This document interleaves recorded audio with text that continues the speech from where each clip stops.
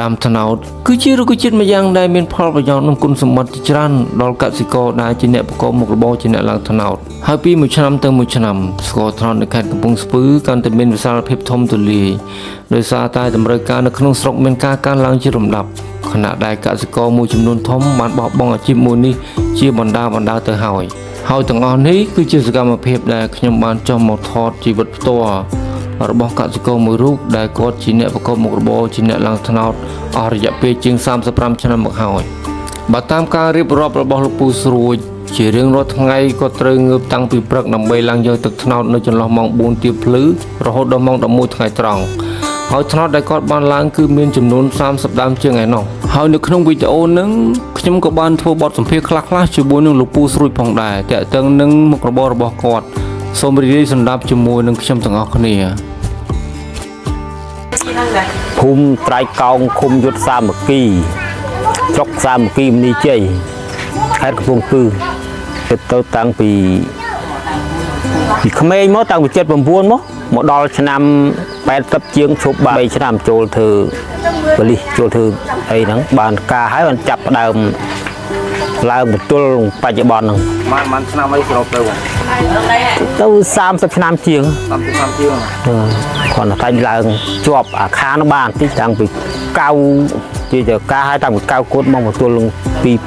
នឹងវាមិនដឹងនិយាយរកអីខុសពីឡើងថ្នោតមានតែឡើងថ្នោតហ្នឹងហើយពីដំបូងមានតែឡើងថ្នោតហ្នឹងវាអត់ចេះរកអីមានចាប់របរឡើងថ្នោតហ្នឹងហើយ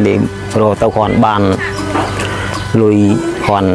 ចាយខ្លះទប់ទល់ក្នុងឆ្នាំទៅមួយឆ្នាំអីខ្លះបើខុសពីហ្នឹងវាអត់ចេះរកអីចឹងបានមកចាប់មុខរបរទៅហ្នឹងហើយធ្វើស្រែឡើងថ្នោតមើលគោ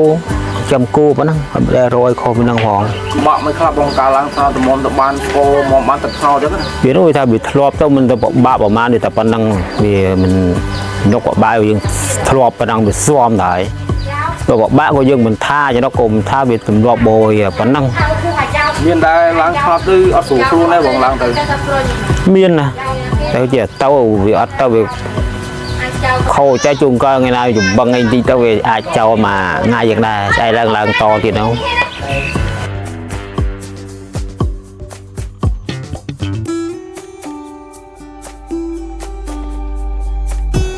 ត្បិតតែការងារមួយនេះវាមានហានិភ័យខ្ពស់ក៏ពិតមែនប៉ុន្តែលោកពូស្រួយគាត់នៅតែមិនរុញរាចំពោះមុខរបរមួយនេះឡើយដោយសារតែមុខរបរមួយនេះអាចជួយសម្រួលជីវភាពគាត់បានច្រើនគួរសមដែរ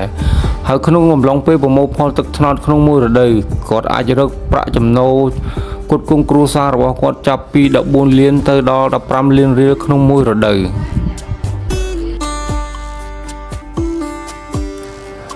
ហើយលោកពូស្រួយក៏បានរៀបរាប់ប្រាប់បន្ថែមទៀតថាសពថ្ងៃស្ករដែលគាត់ផលិតបានគាត់អាចលក់ចន្លោះចាប់ពី5000ទៅ6000រៀលក្នុង1គីឡូ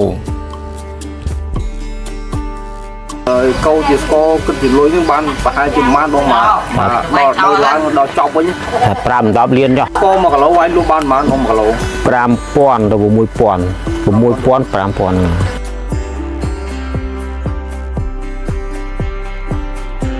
បានដែរណាពីដើមមកយើងខ្វះខាតជាងនឹងតែដល់យើងយករយូរទៅវាអាចឡើងតិចមួយឆ្នាំតិចដែរមិនអាចថយក្រោយទេចេះទៅមុខដែរយើងធ្វើស្រែខ្លះឡើងណោតខ្លះចំគោខ្លះទៅវាអត់អីដែរទេយើងមិនដឹងទៅរកអីខុសពីហ្នឹងមើលខ្ចីគេអត់ឲ្យហ៊ានខ្ចីគេយើងអត់ដឹងរកអីបានបងការគេអញ្ចឹងយើងចេះទ្រាំប៉ុណ្ណឹងទៅវាគ្រាន់តែរស់ដូចអស់ដុតអស់អីបើអាចទិញគេឬកាប់ខ្លួនឯងបងកាប់ខ្លួនឯងតែយើងទិញដើមគេដែរយើងទិញដូចជាស្ករដូចអីហ្នឹងបាត់ត្រូនោះយើងកាប់ហ្នឹងទៅយើងទៅកាប់ខ្លួនយើងទៅចំណេញហ្នឹងបងដល់ពេលវាយទិញអស់គេផងអីផងយ៉ាងចំណេញហ្នឹងចេះអស់មួយត្រូអីយើងចំណេញមិនបើយើងគិតតែមួយឆ្នាំយើងដូរអស់មួយត្រូអីចុះហើយយើងដុតបានរាប់រយត្រូរហូតវិញហើយនេះលុយរាប់លានដែរវាអត់ខាតទេលំបាកខ្លាំងបងការងារនឹងវាយឆ្លាញ់វាហត់ដែរវាហត់បាក់ខ្លះដែរហ្នឹងតែគាត់យូរស្វមទៅថាវាធម្មតាហ្នឹងដល់យើងប្រឹងទៅឃើញបានលុយដែរយើងលេងទៅថាហត់លេងទៅឃើញពិបាកឃើញបានលុយវាយឆ្លាញ់ការងារហ្នឹងអត់ទីបើមានការងារខុសហ្នឹងមិនឆ្លាញ់តែវាអត់ហើយចេះតែឆ្លាញ់ខ្ញុំដឹងទៅរកឲ្យខុសហ្នឹងទៀតឥឡូវចេះតែធ្វើទៅចេះតែឡើងទៅ